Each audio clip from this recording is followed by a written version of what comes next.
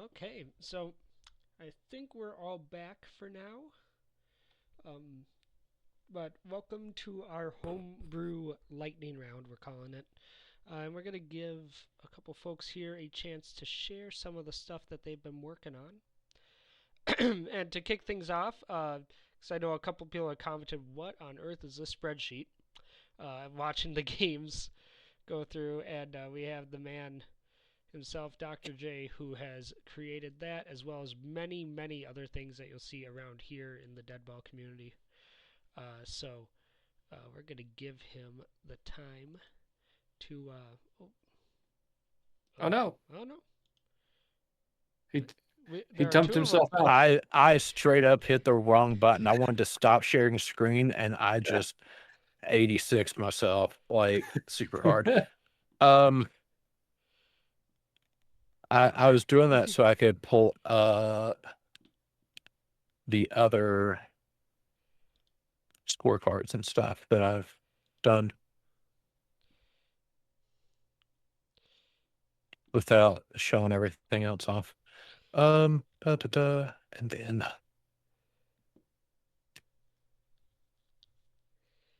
that's wrong. While you're digging it up, I'm going to ask you a question. Are you a screaming possum or a screaming uh, other mammal? Absolutely possum. Okay. 100% possum. That checks out. Oh, good answer, Kenku. For those of you who weren't around just before we started the recording, I asked those in the audience, what is your go-to ballpark concession? Kenku Schmenku adds their response. Personally, I gotta have a hot dog with our local stadium mustard and room temp onions. So I went to a hockey game Ah, in Germany, and they had and the bratwurst there, and I can never ah, eat a regular hot dog again. It was seriously. so good. That's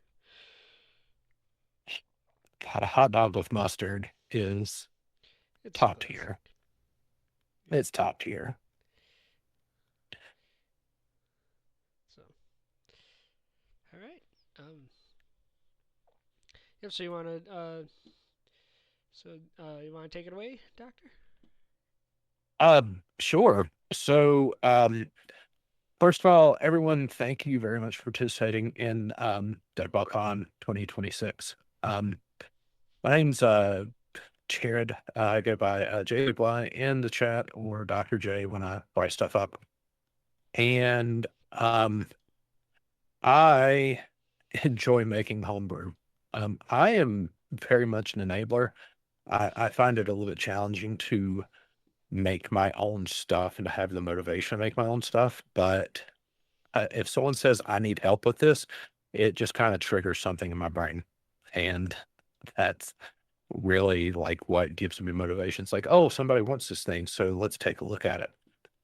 So a lot of my stuff you can find pretty easily in the homebrew channels. So we have a group of channels called Deadball Homebrew.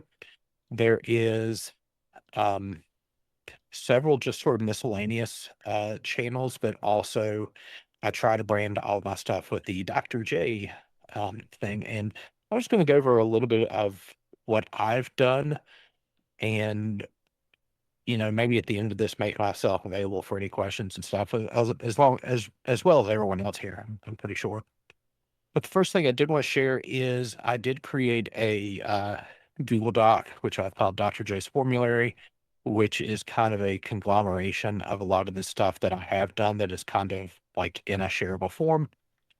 It gives you an idea of where the Discord discussions were, links to the files, descriptions of it, and how much polish is actually on it. So, for example, there's a few things right here, the alphabet of traits and deadball team generator.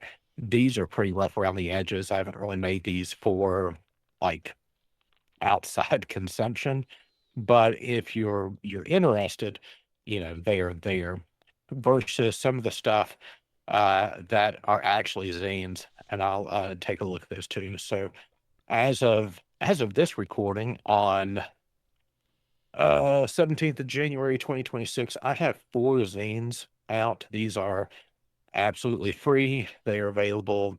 You can either use the formulator here or you can find them in the Deadball group.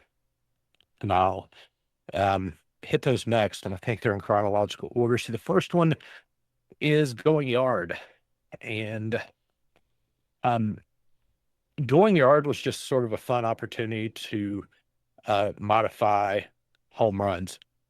Like, how far did it go and where did it go?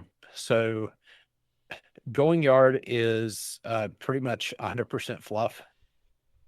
It adds no real actual game mechanics to Deadball other than the quality of the home run that your team or the other team just hit.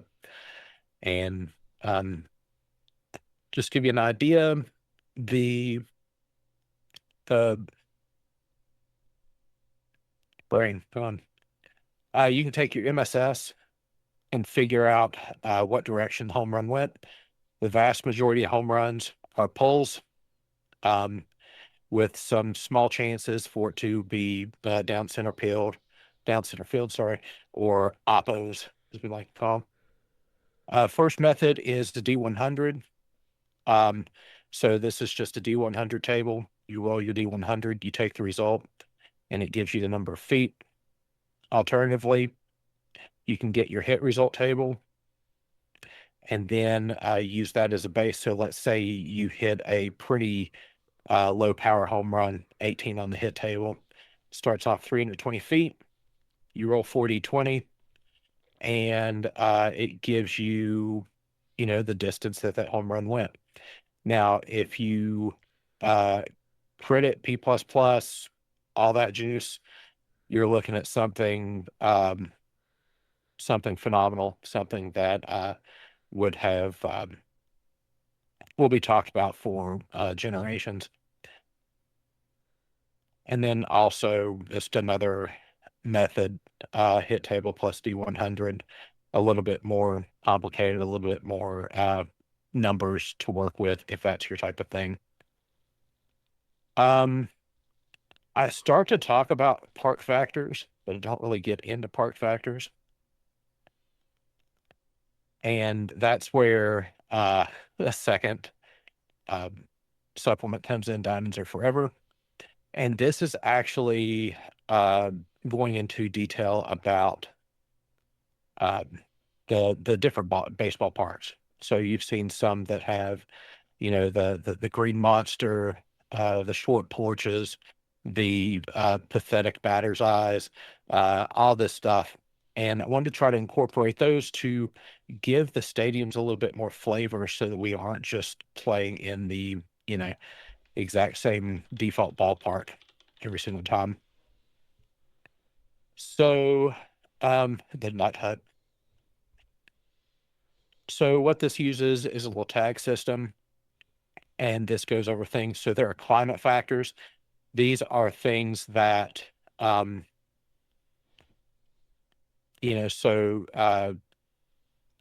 necessarily conflict with another. That's what I'm looking for. So the outfield eddies, I think of Chicago, for example. So it kind of increases the error rate for defensive players in the outfield since the ball is being affected by the wind for a much longer period of time. And then our sky high, so our geographic location affecting our climate. So we're talking about Colorado Rockies, where the air is thinner, there is less resistance, and therefore balls just tend to go further. You can modify your outfield walls. So this can do things like not only allow a hitter to get a home run at a much higher rate, but also allows the defense person to potentially rob that home run because the wall is so short, they're actually able to jump up and get it. We've got our tall walls like our green monsters, which kind of rob home runs and turn home runs into doubles with runners advancing 3. We've got some field layout adjustments here. some oddities, so weird stuff in the outfield that could affect results as a result. I used result twice. It's a thing I do.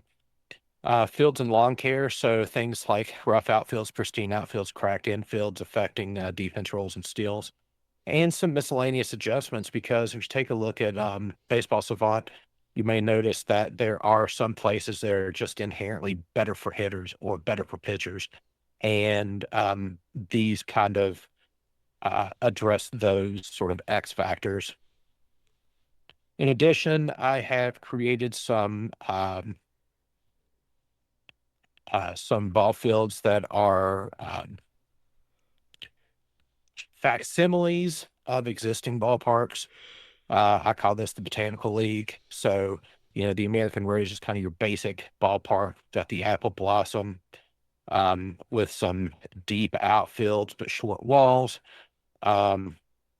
Let's see here, the Columbine, which is I believe that's our Colorado facsimile, but the Sky High, the deep outfields to try to compensate for that and just being batter friendly. In addition, the UBA, which is one of the leagues in the Discord, there were two pretty interesting fields that I was able to pull ballpark factors from that I added in here. And then I did open up some Discord contributions, and someone did contribute basically the polo grounds that we turned into the cross grounds. Some optional rules for shifting and stuff, and some design considerations. I do like to try to add the design considerations so you can see where I came from with the stuff I'm talking about. And if you want to replicate it, you could. So, for example, ballpark factors and whether or not they're batter friendly versus pitcher friendly. So you can look this up on Baseball Savant and get an idea. The next supplement I did was my somewhat accurate game estimator. And this came from an idea of how do we can we predict winners? Because we have the team scores in Deadball, so you can kind of like predict winners with dice rolls and stuff. And the answer is yes, but it's kind of dull and boring when the same exact data can also tell you what the scores were. And that might actually be a little bit more helpful if you're trying to simulate a bunch of games. So this right here, there's actually quite a bit of design notes and stuff, but the short version is that you determine the rank for your team. It is basically the team's OBT averaged into a simple calculation, and that gives you a team rank. And then based off of what you roll in a D100, so let's say you have a team rank of 6 and you roll a 50, that corresponds to 5 runs that your team could potentially score. Then you compare that to the pitcher grade of the other team. So the pitcher grade is going to change every day, depending on who's starting. So your team score is going to be your team score unless there's a significant change to your team. The pitcher grade is going to change depending on who's starting, because that's really the biggest effect on defense. And let's say we've got a C+ pitcher. We've got a D8 pitcher with no traits. Let's say, what is that, C+? Let's say they roll a 50. They modify by 0 runs. Let's say they get the pitcher does poorly. So let's say they roll like a 15. They actually adjust it by -2. Oh, it's actually a good number. Sorry, it's been a while since I looked at this. So they will actually modify your offense negatively because the pitcher has done so well. So with a series of 4 D100 rolls, if I recall correctly, you can generate the entire score. This has also been broken down to extra innings. So if you somehow end up with a tie ball game at the end, you can roll inning by inning to figure out your ending. And this is kind of an example of play here using some sample teams. So here's some sample rolls, how we got those results, and what our final result is. Once you get in a groove, I figure in less than a minute, you can have each game sort of generated. Last supplement that I wrote was called Welcome to the Show. This was probably this is definitely the largest and was the most, I don't really say expansive, but I the biggest kind of like ideas for it. I'll show you. Words fail me for whatever reason. So with Welcome to the Show, there is this evergreen question of I want to start a league. What should I do? How do you all do it? And I wanted to try to answer that question. So I have created this pretend Vandalia league that I reference throughout just to kind of give you a cast of characters and teams that are sort of consistent throughout. And go over, how do you generate your players for your league? And we could do this rules as written, which I do describe rules as written. You could do a full draft, a hybrid draft. I explain that. Booster draft. Do I have another? And I do introduce a point buy system. So if you're really competitive and want everything to be, like structured by the book, number, I do introduce a point buy system into this. Also talk about player scouting. So again, we talk about rules as written, or what you see is what you get. I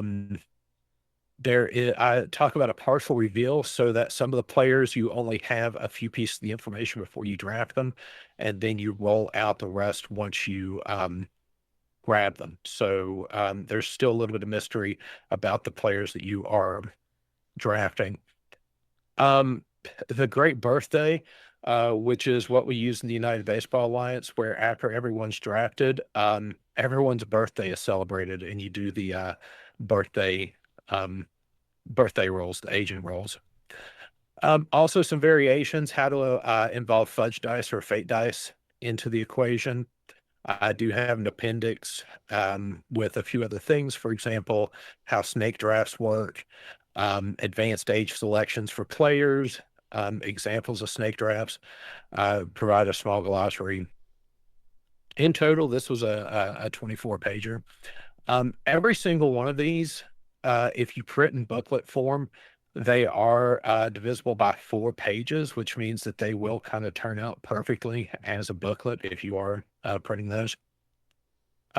Something that came up that I'll show off here too were the scorecard templates. So this one's kind of aged. It's the one that we've been using for the tournaments, I think, and it was originally used for the World Deadball Association a couple years ago. And I forget, and I sincerely apologize to whoever actually created the first iteration of this with the codes and stuff. Yeah. So I did borrow heavily off of that system to be able to, get the calculations and stuff. So I do appreciate the I think improved is the right word here, not borrowed. Well, I do not know if I could have come to that system on my own. So it was a heavy influence to make this work, and I do appreciate the inspiration.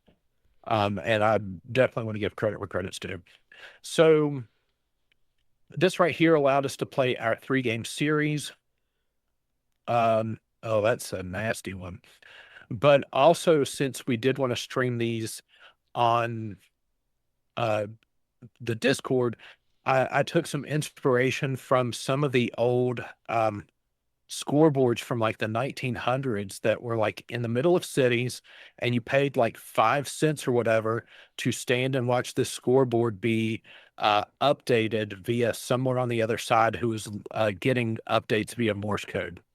So it was a beautiful piece, and I'll see if I can find a picture for one of these updating scoreboards. But that's what gave me the inspiration. And that way, this basically updates based off of what you have in your scorecard. Now, this did get refreshed um, for the UBA. I'll kind of show you what it was going on here. So the UBA, I had a bit of a say in how stuff was being formatted. So every player got a player ID, and uh,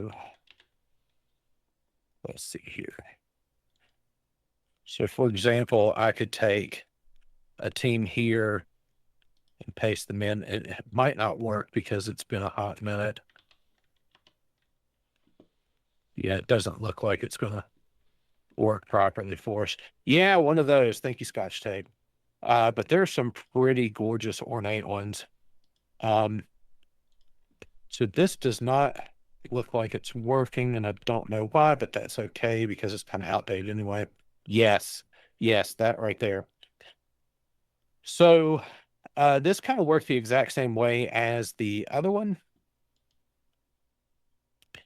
So you can pick your teams here, for example. All of the players would be listed, and you could assign them whatever position you want, including putting them at the mound if you needed to. This particular league did not use a DH, so the pitchers did bat. And this kind of did the exact same thing. The game cast looks horrible because of the formulas and stuff. And I did add image of the bases. So like as the bases were filled in, this kind of highlights everything like that. But also all of your series statistics would calculate here. They'd have to be copied and pasted into the master sheet or whatever. But yeah, there's a lot of stuff here. Apparently one of the things was out of position check. God, I don't want to. So this was updated as we went through stuff, utilities. But I mean, there was a lot on the back end. And again, a lot of this was influenced based off of the work of Scotch Tape. So again, much appreciation. These are they're a lot. And I know there's got to be better ways, but Google Drive and Google Sheets are free and collaborative. So like that's the tool. So you just have to kind of work around the tool. That said, that's kind of the end of what I wanted to share. Let me stop streaming here. I know there are other people that wanted to talk, so I will take this opportunity to shut my mouth. And if there's any questions, I guess go ahead and put those in the ConStage chat, and I will defer to Scotch Tape for our next speaker. Yeah. So next up, you talked a little bit about the UBA. So maybe you want to hang out up here for a little bit, but I know Biggest Boy, who is another participant in that league, is going to come up and talk a little bit about everything going on there.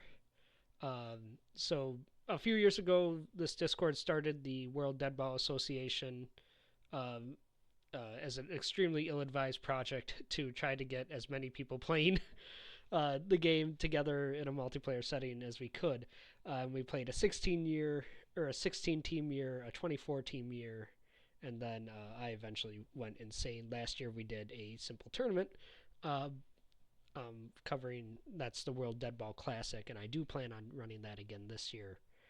And but as the WDA was dying, we had the Universal Baseball Alliance start up in its place. So why don't we let Biggest Boy, if you want to, or so give us sort of a rundown of how you guys play and I anything you have want to a share. little mini presentation that I've put together Yeah.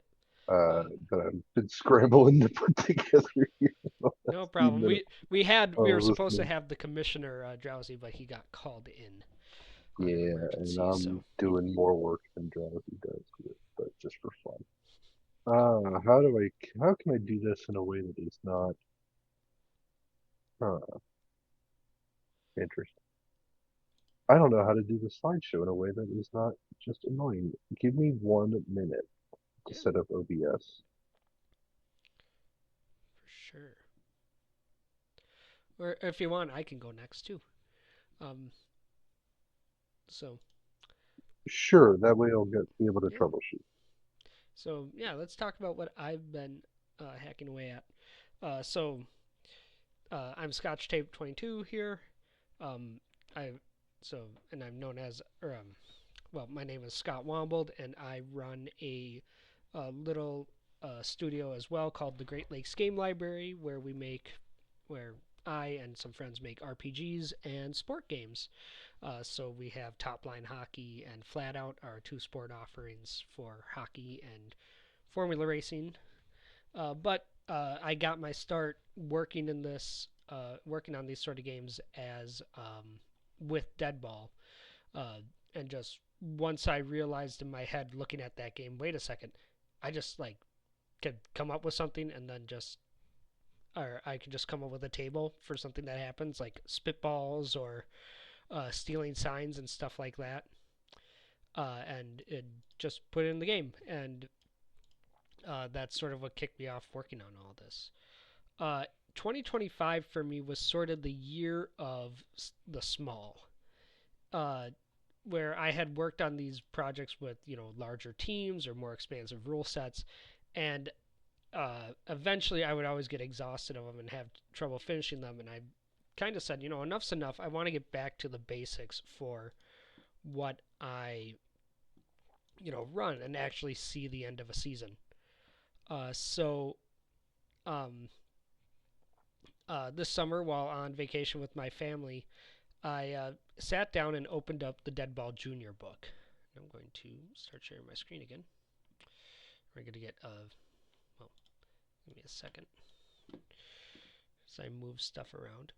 So Deadball Junior, for those who haven't played it, is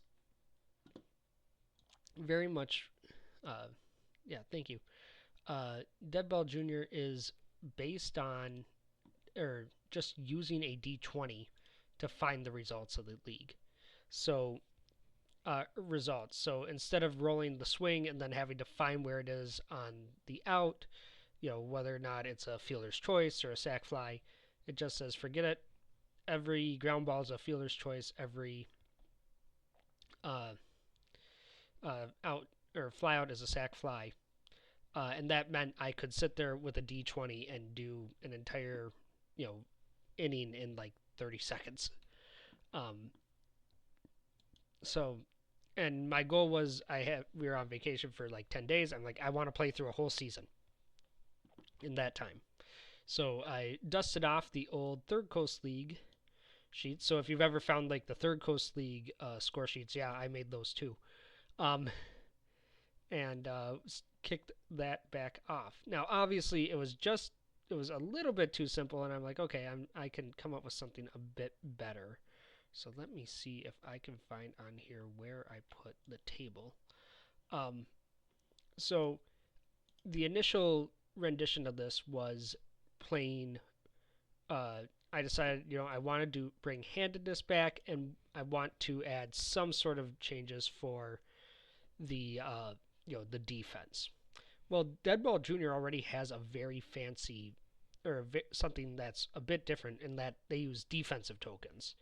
And the idea is that your team has a certain number of these tokens, and after a play occurs, you can spend a token to roll and say, wait, that wasn't a hit, we actually caught the ball.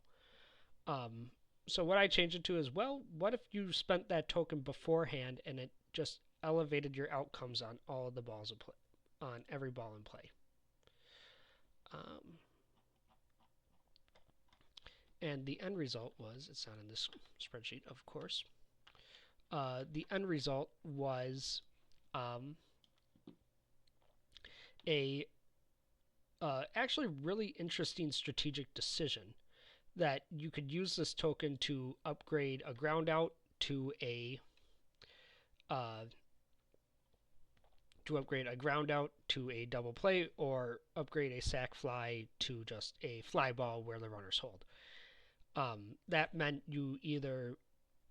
I was able to, with the different managers in the league,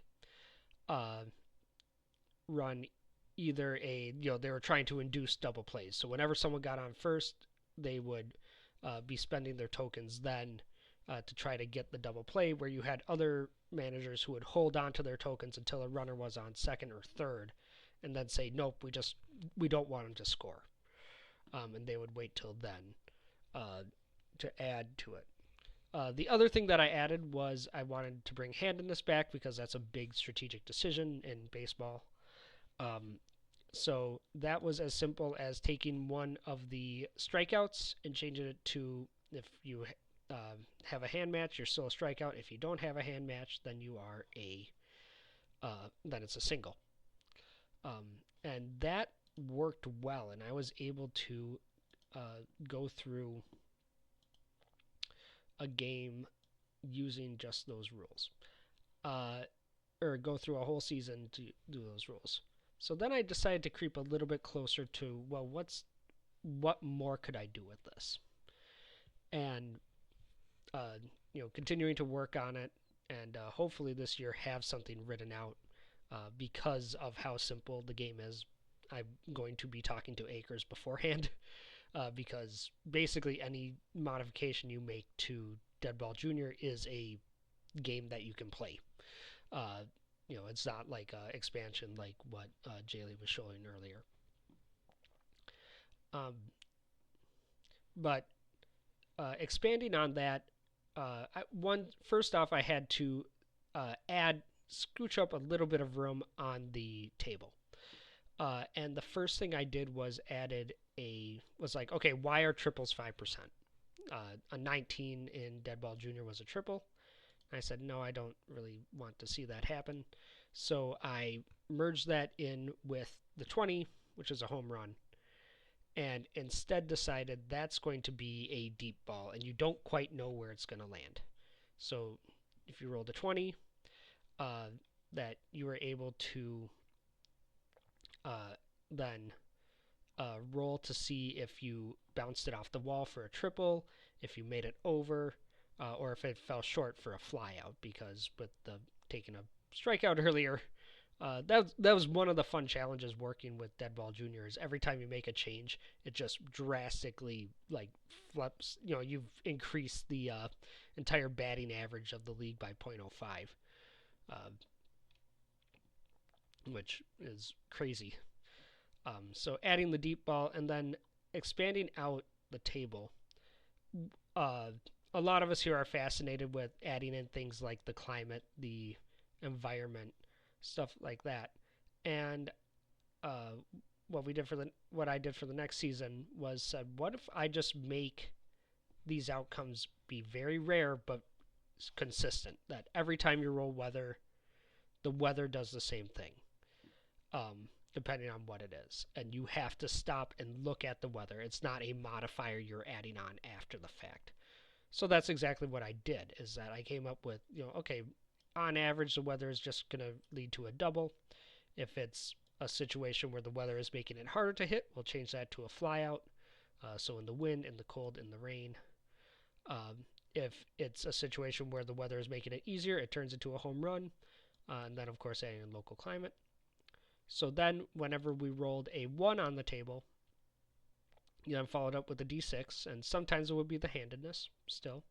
Other times it would be the weather or the umpire, being able to add in different umpires with different personalities around the league. That was hilarious.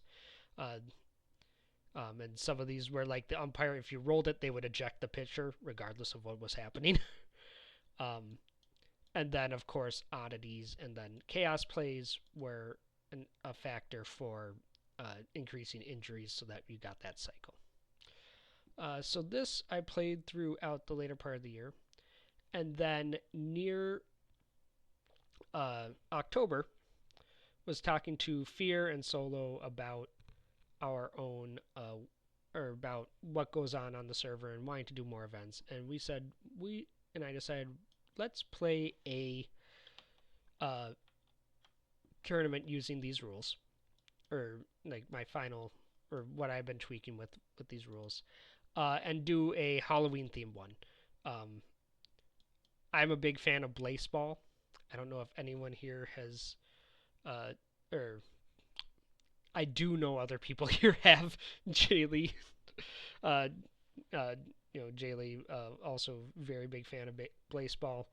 And I've been reading a lot of zanier baseball books like the Iowa Baseball Confederacy. And was like, I want to see a return of, just some sort of horror tinge baseball. And this rule set worked really well for that. So I slapped together a simple roster, or a simple set of teams. Up here, the Arkham Black Sox, the Sleepy Hollow Cavalry, Tombstone Phantasmas, and the French Quarter Voodoo. Other teams that were on the short list were we had the Roswell Invaders, of course. Trying to think of some of the other ones that I was thinking of, but I was like, nope, we're going to keep it simple, 4 teams. And we also wanted to make sure that it would play quick because we were going to start it at midnight. I think we ended up at like 10 p.m. is when we started it. But another fun thing about Deadball Jr. is because it takes the BT and OBT out, your players are very fluid. Some players get hot, some players get cold. You can't, before the season, look and say, okay, that's going to be the superstar. You just never know, and that's pretty exciting to me. So here is what the table looked like, and this is sort of what we're playing with now, or what I'm playing with now. So up here you'll have some of the basic results, so strikeouts, groundouts, fly balls, as we were talking about. Down here is the defense die for when that gets used. And then we had, instead of, we knew that we wanted to, or because we knew we wanted a lot of oddities and a lot of weirdness in these games, that sort of baseball magic table that split off into a bunch of different discrete options just became the chaos table, with 100 results. That took me way too. I sat down like, oh god, it's gonna be easy to make this, and this took me way too long to try to figure out all of the results on this table. Here we go, because I think this is available to read if you want to dive into it. So we are, and many of these, as you'll see, the D means that it ends with a player being killed. So you probably saw it on our roster page, but over the course of the 12 games, we suffered 13 deaths, including a disastrous zombie outbreak in the outfield, which devoured which devoured the outfielders for the French Quarter. There are curses, there were, and an inspiration here also was the TTRPG Dungeon Crawl Classics.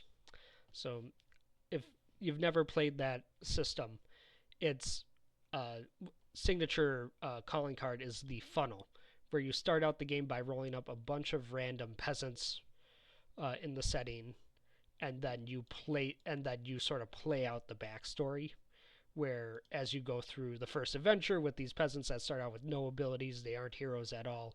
A lot of them will die, but a lot of them also pick up the abilities that they are going to carry on through whatever TTRPG you're running.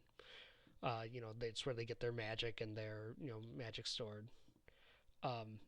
So the other results on here are things that make you now S+ or D+, or make your pitchers different abilities. And it's sort of, we started out with all the teams having no abilities, but then adding on robotic arms or curses and stuff like that. uh, which was an absolute riot. It is on my YouTube channel if you want to go back and watch us play it. The other thing we did was in the same vein of looking at a result and wanting it to be, or just wanting to be able to look at a result and not really worry about modifiers. I took two of the rows of the table that were originally a walk and a strikeout, and said, well, for the average pitcher and the average batter, yeah, it would be considered a walk or a strikeout. But for that's where we'll put everything else for the perks. So for the pitching stars, for example, your average pitcher is gonna just walk the batter, or or someone who is a bum, maybe not as good of a pitcher, they're going to do worse. Same thing with rookies. Well, not on this table, but that's part of the idea. But a good pitcher will convert that to a strikeout or a ground out. Same thing with the batters. A regular batter is just going to get a strikeout most of the time, but a better batter will, turn it into a deep ball or a single. And then, of course, there's the D plus for the defensive tokens, and S plus gets the steal. So this is sort of the next thing that I'm working at with this, is how exactly I want to handle the traits. You can see here the deep ball table again. If I was doing a bad job of explaining it earlier, that once on a roll of a 20, 1, 2, and 3 treated like a flyout, 4 is a triple, 5 and 6 are home runs, and then of course modify it with P plus and pitchers minus. So that was what we built on. This is something that absolutely is something once I get a version I'm satisfied with, we'll be sharing. And then another fun thing that I learned about this year was macros in Google Sheets. So these are all pictures, so you can in here, if you go up, you can insert a drawing. So I will fix this for Jaylee. You want to do if we want to do a 20, it's a hexagon, right? Yeah, hexagon usually is what's a representative of that. Not a pentagon, a hexagon. And we'll make it red. I'll put a 20 in the middle.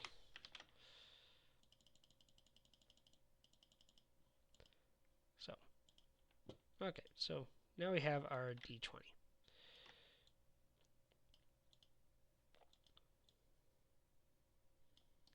And we'll get rid of this one, so I can show you what we did. So, in Google, you can set up macros in a very simple way. So, if I go over here, these are hidden numbers, and these are also random. So, every time, whenever you use random in Google Sheets, if you go like this, and you enter something, it changes the output of the random cells.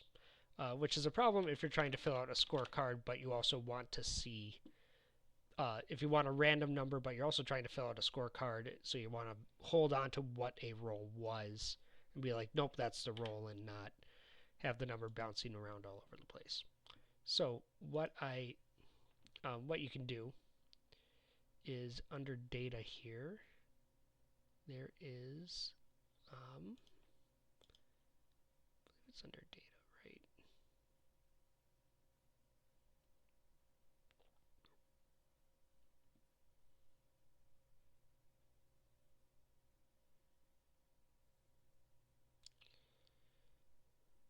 No, it's not disabling AutoCalc. That is something you could do if you were going to mess around with this as well. It's in extensions, extensions, macros, record macro.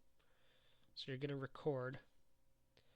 I'm going to go over here. Going to copy this, bring it over here, Control-7, and save it.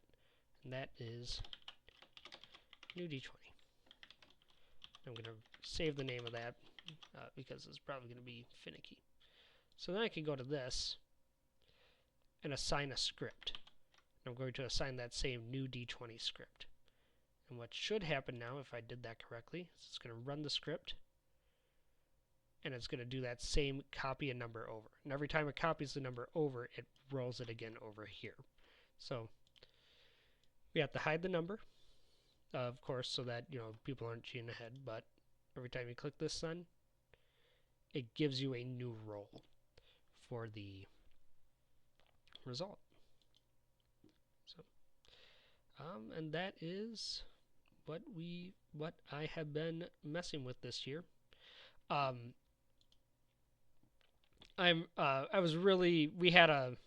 Fear and I had a blast playing this. I'm really happy that he joined me at such a late hour to hack around with such a silly tournament idea, and I think that's something I'm gonna take with this. It's not it's hardly what I would consider accurate baseball. It's very just the idea of it. And I think that's what I'm going to do with this, or with all the research I've been putting into Deadball Jr. is try to come up with something outlandish, either horror themed or sci-fi or something like that. But hopefully later this year. So thank you guys for listening to my rambling. Biggest boy, are you ready? Yeah, I'm all set. I have figured out how to do things. Let me try this. There we are. I Okay. built a little presentation in the time listening to Jay Lee and Scotch talk. But I'm here to represent the. Am You're I flipped backwards, my crossing man. funny with the? Oh, am I? Yes. Okay. Try to avoid that in OBS. 1 second. Yep. Hey, there we are. All good? Yes. Okay. It's showing backwards for me, but right ways for you. Interesting. Okay. UBA, the United Baseball Alliance, was started as a sort of a branch off of the WDA, when it was the brainchild of Drowsy Pro primarily, as well as Jay Lee, who did a lot of the setup work for our sheets, as well as myself and Zaida. I think were early on in terms of being contacted to sort of start this league together.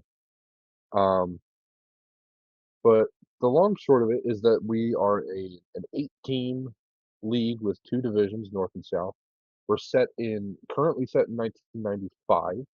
We started last year in 1994 using the Master of the Games rules and second edition rules, which we treat like gospel. Acres' word is final, rules as written. That way, there's no interpretation questions between different games. We also don't use a DH because pitchers don't need to take a break. We want them hitting, and when pitchers hit, it's very exciting. The other primary aspect, besides playing dead ball of the UBA, is that we try to keep kayfabe alive as much as we can. So that is, we play in 3-game series, and when we can, we try to play them over 3 days in a week. Now, lately this year, it's not necessarily been always possible, and people are busy, and sometimes things need to happen. But in general, we try to play games in real time, one day after another after another. Um, fictitious franchise lore is heavily encouraged, if not almost required. I wrote up a whole Google Doc page of just the history of my franchise, like the context around my franchise's founding. I wanted them to be founded in 1994.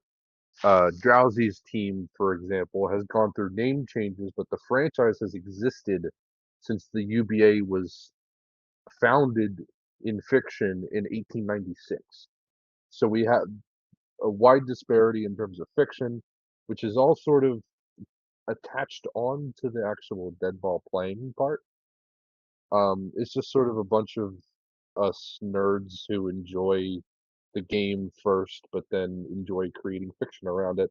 and making it feel more real and more meaningful. So we have, uh, for folks who don't know, we have our channel over there in the sidebar of the Discord. We have a forum where we make posts that are sort of in the format of old school newspaper reports about um, the comings and goings of the franchises, and we have different franchises have named coaches, interviews with players, sponsored points, things like that. We try to keep it all reasonably realistic, but within the fiction that this is all happening in 1995. And we try to make our when we play games live on the Discord, we try to make them sound a little bit like broadcasts if we can, and we have the time and the energy. Like I said, Drowsy was the guy who had the initial idea, and then the initial sheet support was built by Jay Lee and is now managed by Zaida, who has taken and adapted certain things in certain directions, and made some choices about how we manage sheets and stuff. And then myself, Chad, and Drowsy are all in charge of rules interpretations and stepping in if people need substitutions and things like that. We do currently have only 7 members and one team, which is the North Myrtle Breakers, which was formerly run by Jay Lee, is sort of managed as a group between me, Drowsy, and Zaida, and Chad as well. But mostly the three of us sort of have decided that we're going to vote on decisions made for the good of the franchise. These are the standings from 1994. The New England Senators won uh, the league. They absolutely dominated for the majority of the year. I believe they beat the Marbles, but I could be misremembering. My team, the Seneca Rush, finished right in the middle and only barely lost their spot in the playoffs to Indiana in the last game of our regular season. It was a nail biter and brutal, but hey, I had a random player randomly win the Masters of the Game home run derby. So that was pretty fun, and we have a lot of fun doing all that, and we broadcast that. I don't know if it was recorded, but I know that we broadcast it. Um, Here's the 1995 current standings. So the teams have changed names, but I tried to keep the colors similar. The Knoxville Marbles have been taken over by Solo Scribe, who then changed them into the Copperheads, which feels remarkably 1995 in the best way possible. To go from being a reference to the World's Fair in 1900 to being a cool snake, I think that's perfect. And the Baltimore Bohemians changed their club to the Ohio Ariels, which I think loosely in fiction has been described as like sort of a throwback team, because the Ariels sounds like a team that would have been inspired by the Wright brothers, a little bit old-fashioned, but some people like to go back to history, and in 1995 it feels like something that could be possible, as well as the Athens Bullpups, which in the fiction were one of our longest standing teams, have been taken over and converted into the Tuscaloosa Renegades. Um, so that's another part of the league, is it's sort of a collective fiction. We had those 3 teams were run by 3 different players last year and are run by 3 new players this year. So, but the new players can come in, respect what the previous fiction was, and then take and adapt it in different ways. So it's part deadball games, part collective storytelling and mass hallucination about a fictional alternative to the MLB that's existed since forever and has waned and waxed in popularity and stuff. Um, we're currently in week 7, and I think I'll mention again that we're playing games. We're in week 7. I'm the manager of the Seneca Rush. Solo Scribe is the manager of the Knoxville Copperheads. We have yet to play our games, and we're planning to try and knock out our series tonight during open play, once everybody has chatted through whatever their homebrew is here today. Um, yeah, I also wanted to talk about the future of the UVA. Is we're most, we could always continue to trek and try and catch the present day. We're partway through 1995. We're able to get about 1 year every year, so I guess that kind of puts us sort of spinning our wheels. But who knows? Eventually, maybe we could shorten some years and get into the 2000s and 2010s and even into the 20s potentially. But there's also the option of looking back into the past. So, like we said, our league fiction starts around 1896 when the league was founded.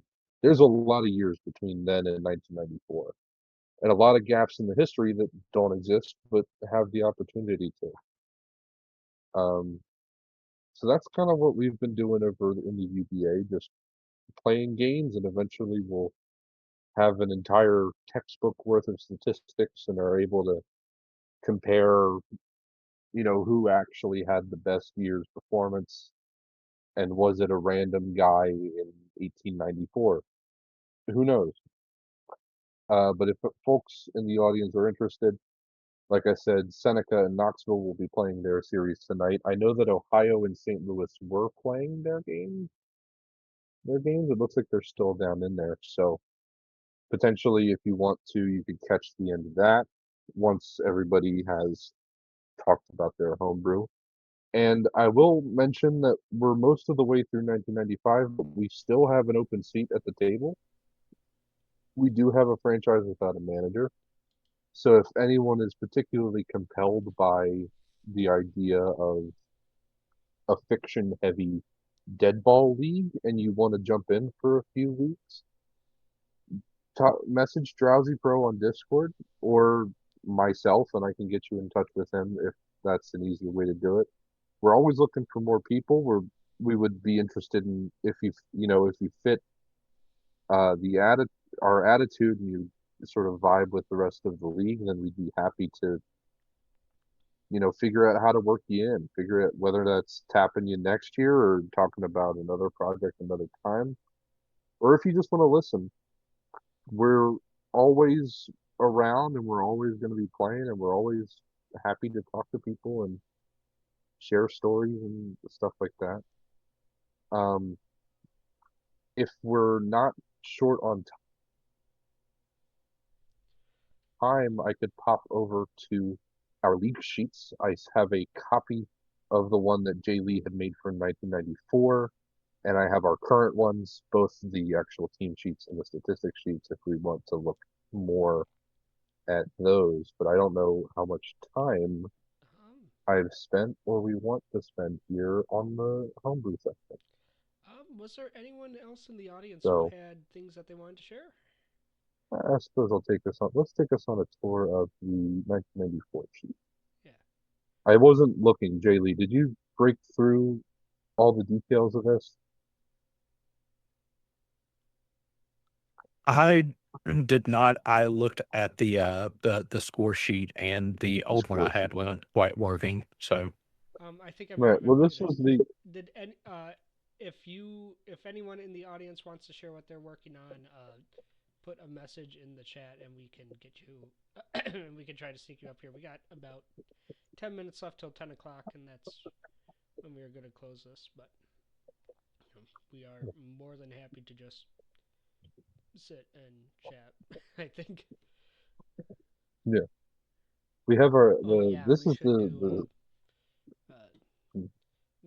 Ninja has the Outlandish Baseball League, but yeah, start pulling that stuff up, and we'll let Vegas get through this. I've sort of gotten through what I was shooting to get through. If at this point, it would just be looking through some of the sheets that Zeta has made. Just incredible work that they've done. A lot of it is based off of Jay Lee's work, to be clear, but it's just great work. We have rather than have it all in one sheet like last year, we decided to do, or they decided to do it in a couple different sheets. So we have shared game sheets as well as a separate statistics page that doesn't interact with the actual rosters page. So the roster page can be significantly smaller, and the stats can be as deep as we want them to be. I don't know what the camera looks like, so I can't tell if I'm cutting stuff off. Looks like I might be a little bit. We have leaderboards for pitching and for hitting. Current home run leader is actually John Gibson for the Breakers with 8. But keeping in mind that most of Week 7 hasn't been played yet. Michael Paul's got double second place for the stolen base total. Yeah. That's sort of the long and short of it. I could get into more details about how individual teams are playing right now, but I think the I think the most interesting part is the just sort of the ideas that we have with the UPA and it being one big collective fiction thing where we treat it as real life. All right. If anyone else has anything to say, by all means. Cool stuff. Well, thank you very much, biggest, and I think we're gonna flip it over to Ninja Kirby then to talk about outlandish baseball. Hello. My name is Phil. I go by Ninja Kirby 1322 online. People usually call me Kirby.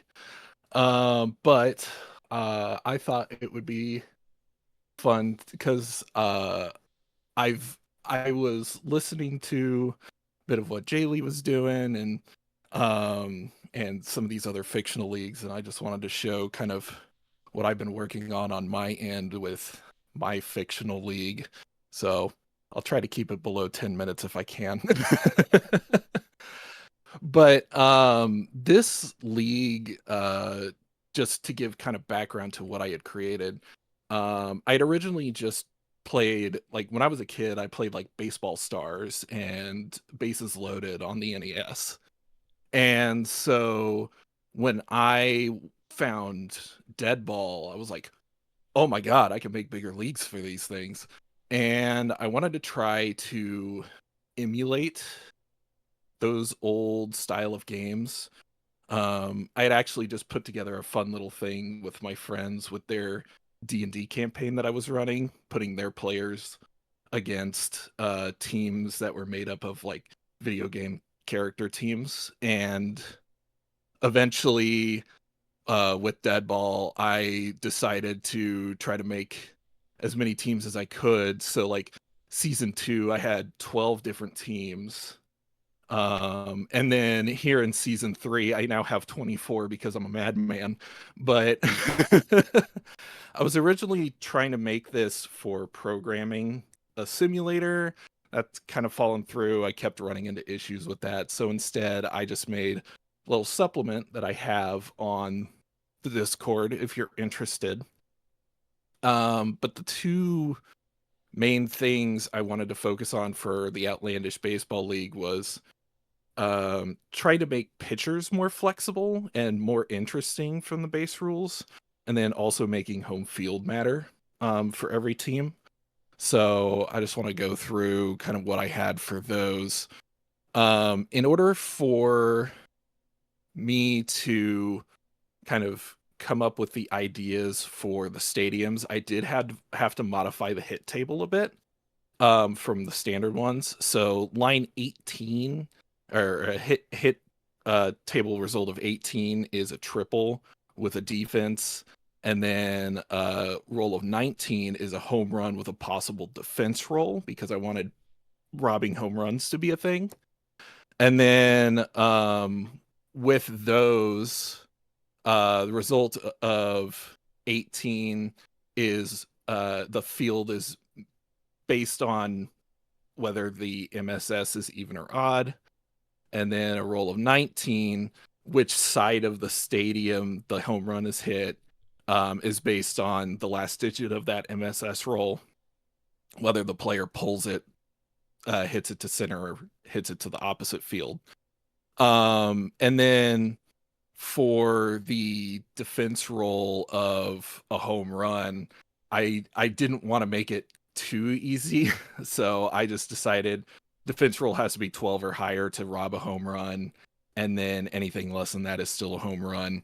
But if you rolled an error, like maybe it bounced off their head, Jose Canseco style, and popped over the fence. From there, let me go to the stadium stuff I did. I actually started with, it's not working off of there. I actually started with, if you've ever gone to wmacres.net/deadball, there's a few supplements there that Acres had for the first version of Deadball, which included this ballpark generator. And it had a few things for baseball park quirks. And so I started with that. I had kept the outfield oddities and the infield and high mound changes, and kind of went from there with my own quirks. So some of these are going to be like hard and soft infields are the same as the infield changes that were from the original generator. AstroTurf, I decided to make, just since it's more consistent, give bonuses to stolen bases as well as defense rolls.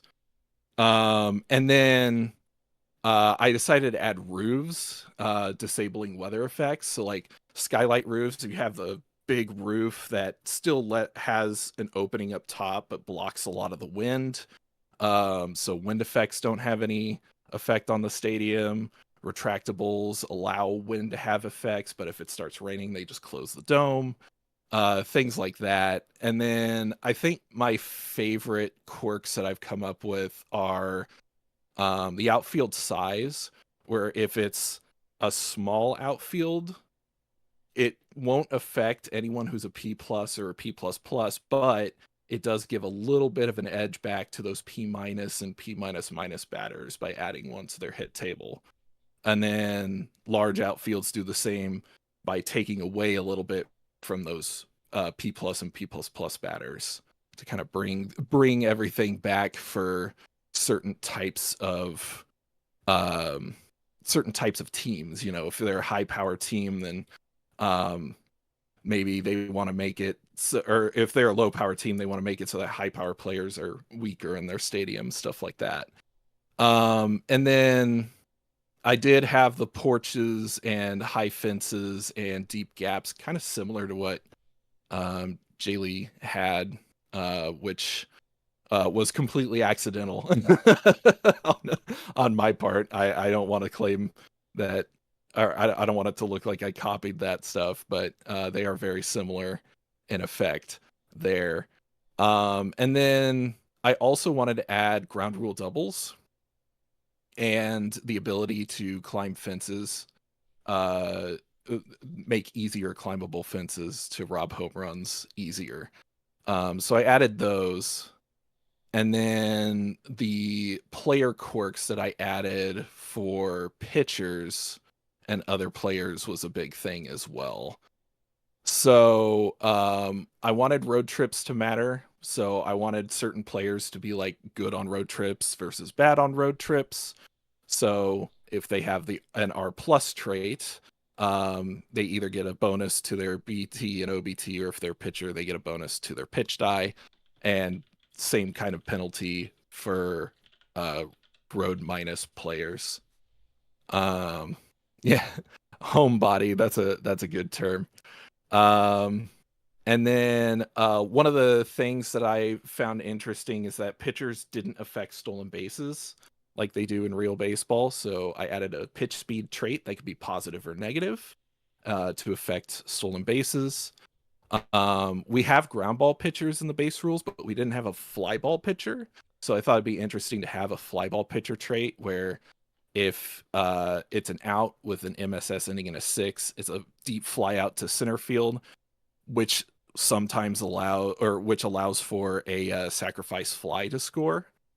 And then an inefficient pitcher trait. Since I wasn't going to have any relievers, I wanted to have certain pitchers that could only pitch one inning at a time without getting penalties or while reducing their pitch die. So I made an inefficient pitcher trait to do that.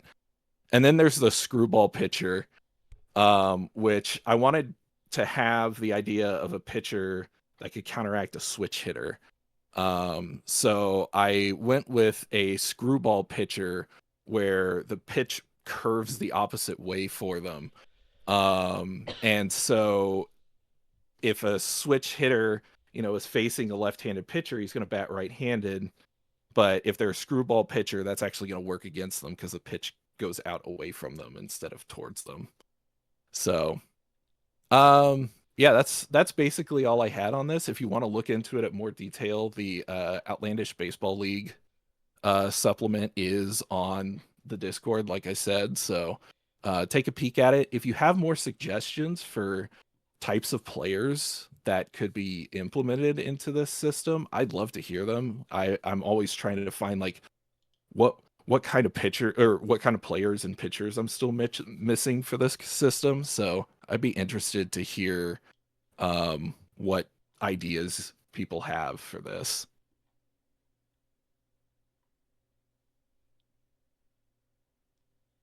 All right. Well, thank you.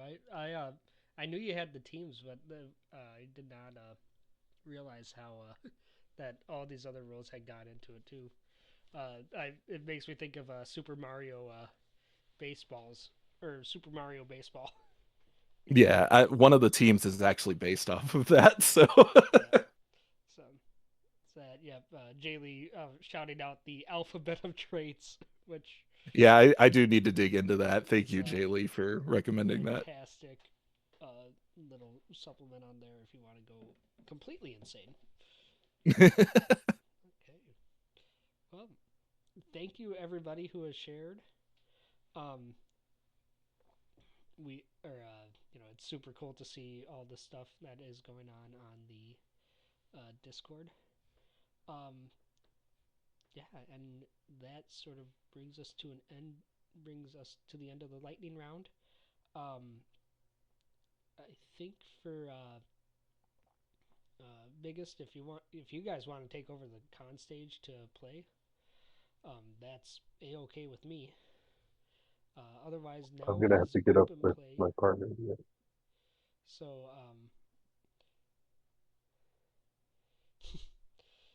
yep. Not sure what you're all up to, but you're doing it well. We hope so.